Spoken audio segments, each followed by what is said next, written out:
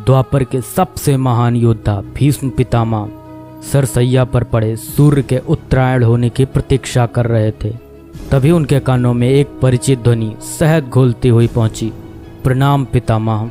भीष्म के सूख चुके होठों पर एक मरी हुई मुस्कुराहट तैर उठी और बोले, आप देवकी नंदन कृष्ण, स्वागत है तुम्हारा। मैं बहुत देर से तुम्हारा ही स्मरण कर रहा था। कृष्ण बोले, क्या कहूँ पितामह, अब तो यह भी नहीं पूछ सकता कि कैसे हैं आप। भीष्म पितामह चुप रहे, कुछ क्षण बाद बोले, कुछ पूछूं के सब, बड़े अच्छे समय से आए हो। संभवतः शरीर छोड़ने के पूर्व मेरे अनेक भ्रम समाप्त हो जाएंगे। कृष्ण बोले, कहिए ना पितामह। भीष्म पितामह ने कहा, एक बात बताओ कृष्ण, तुम तो ईश्वर हो ना।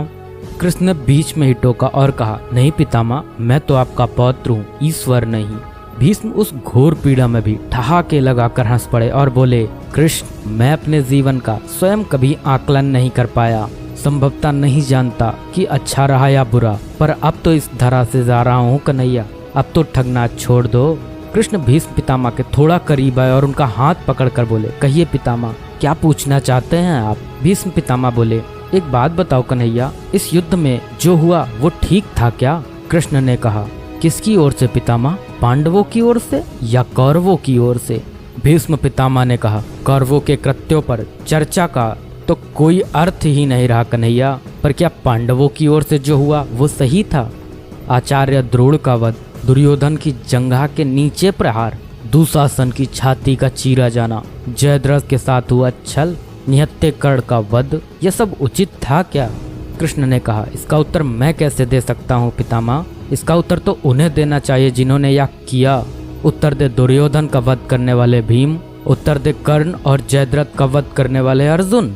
मैं तो इस युद्ध भूमि में कहीं था ही नहीं पितामह। भीष्म पितामह ने कहा, अभी भी छलना नहीं छोड़ोगे कृष्ण। अरे विश्व भले कहता रहे कि महाभारत को अर्जुन और भीम ने जीता, पर मैं जानता हूँ कन्हैया कि यह तुम्हारी और केवल तुम्हारी विजय है। मैं तो उत्तर तुम्ही से पूछूंगा कृष्ण।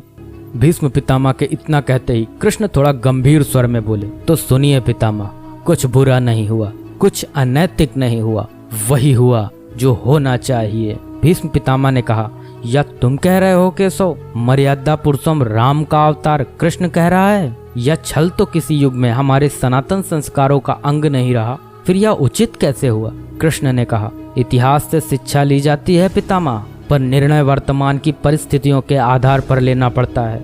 हर युग अपने तर्कों पर, अपनी आवश्यकता के आधार पर अपना नायक चुनता है। राम त्रेता युग के नायक थे, मेरे भाग में द्वापर आया था, हम दोनों का निर्णय एक सा नहीं हो सकता पितामह। भीष्म पितामह ने कहा, मैं कुछ समझ नहीं पाया कृष्ण।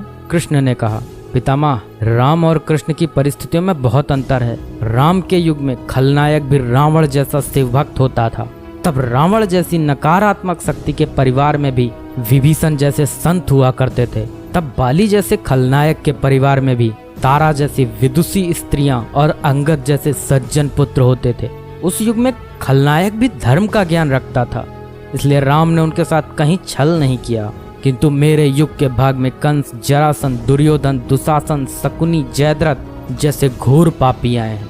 उनकी समाप्ति के लिए हर छल उचित है पितामह। पाप का अंत आवश्यक है पितामह, वह चाहे जिस विधि से हो।